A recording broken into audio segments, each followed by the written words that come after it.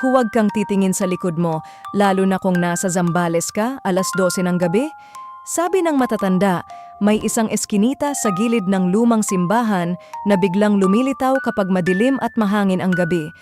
Lumang poste, punit-punit na banderitas at aninong gumagapang sa pader. Isang gabi, may binatang umuwi ng hating gabi. Napansin niyang mahaba ang eskinita, tila walang katapusan. Sa bawat hakbang, lumalakas ang bulong, tila tinatawag siya.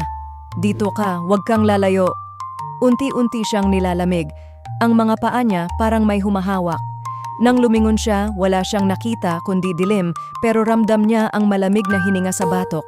Sinubukan niyang tumakbo, pero mas lalo siyang naliligaw. Ang mga bulong, naging sigaw. Hanggang sa may kamay na malamig na humawak sa balikat niya, napasigaw siya, ngunit walang nakarinig.